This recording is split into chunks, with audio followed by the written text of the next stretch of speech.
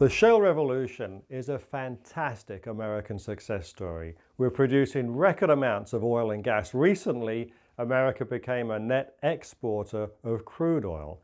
We export more and more natural gas every month. Sometimes, though, production outgrows the infrastructure that's there to support it. Sometimes there's not enough pipeline capacity to move the oil, or more importantly, the natural gas, away from the wellhead, and this can cause problems. It's especially a problem in West Texas in the Permian Basin, where crude oil comes up with 20% or so natural gas mixed in.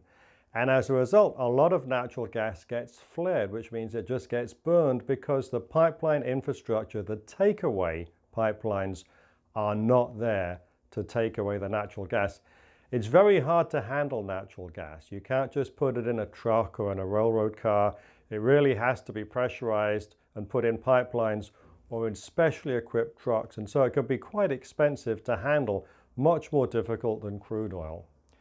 The Texas Railroad Commission, with an unlikely name, regulates the oil and gas industry in Texas.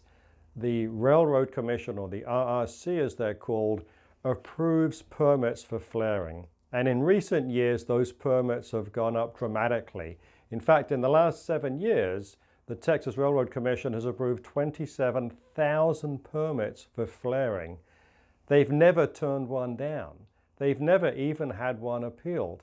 In 2017, the last year for which we have good data, almost 5% of the natural gas that Texas produced was flared. This is a terrible waste. Recently, there was an interesting development. An energy company called Exco, which drills for crude oil, applied for a permit to flare natural gas. However, the difference in this case was that a pipeline does exist to take away Exco's natural gas. It's owned by Williams companies.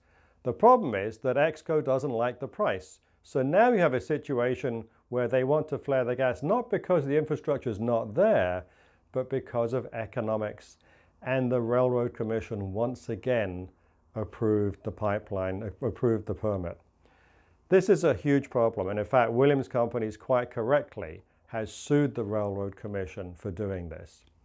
But there's a bigger story here, because the promise of natural gas is as a way to reduce CO2 emissions.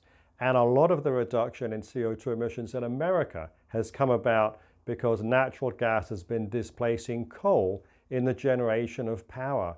There's a huge climate change positive story here with natural gas.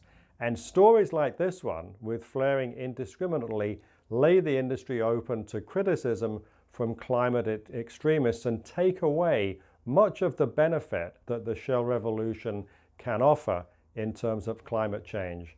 The Texas Railroad Commission is behaving as if they've been captured by the industry, and they're not making decisions that are in the best interests of the energy industry or of America. Too much flaring is going on. It needs to be greatly reduced. I'm Simon Lack. We invest in energy infrastructure.